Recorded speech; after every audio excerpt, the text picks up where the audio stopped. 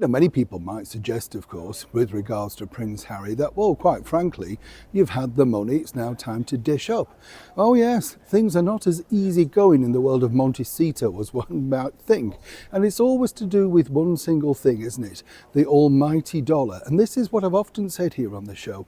Once you sign up for these things, particularly when you become a celebrity, it all boils down to two things: sales and money. Predominantly money, secondary sales. And now Prince Harry, despite him being, of course, a prince of the realm and having all that title and privilege in his early life, is finding out that really, on the Richter scale of things, things are starting to tumble. Let me explain. How are you? Nice to see you today on this beautiful day. It's nice, isn't it? Can you see all of that? Yes.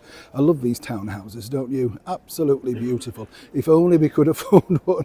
When you look at the prices of these things, I'm never quite sure if that's for the full house or the half house. I mean, do you this happen in your part of the world, by the way? If you want to look at an expensive house, just say for a day out, snoop round, that sort of thing, you have to prove now with the estate agents that you have the funds to be able to buy it. Yeah, you have to actually show your bank statement. And in some cases, you have to put down a deposit, which is given back to you, if you obviously you don't buy it or you're not interested. Incredible, isn't it? What have we become, eh? Nobody trusts anybody now. A little bit like what happened, of course, to Prince Harry when he decided to reveal all of those secrets just over a year and a bit ago now, all thanks, of course, to his book Spare.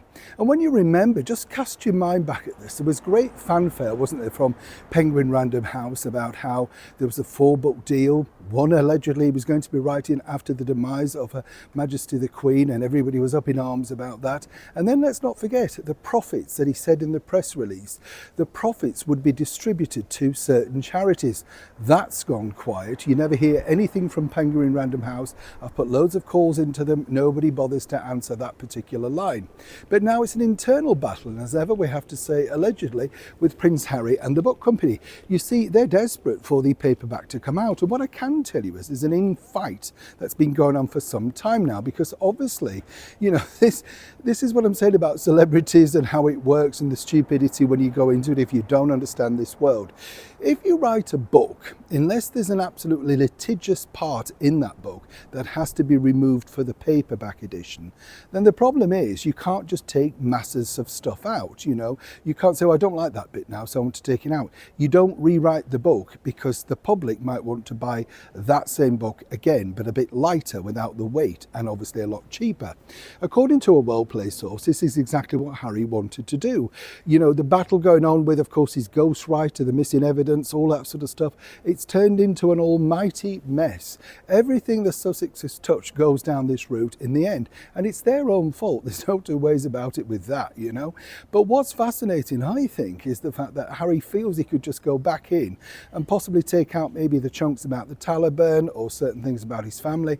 They're out there now in print. The book will always be there. Somebody somewhere will be able to find it, copy it, put it back online.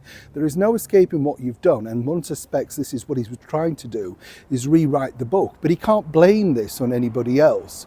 He's blamed everything on everybody else, the racism, media's fault. Meghan never said that. This book was supposed to be your definitive story, as you pointed out, not the prince you were born, but the man that you've become. And this is really where it gets tricky, because Penguin Random House are obviously very keen to get some more money, but they're not giving any more money, particularly to Harry, unless he coughs up the book. Talk about a page turner. I think this could be more interesting behind the scenes than, in fact, the book itself. What do you think? It's a developing story. When I know more, you'll know more. Neil Shawn in the very heart of London.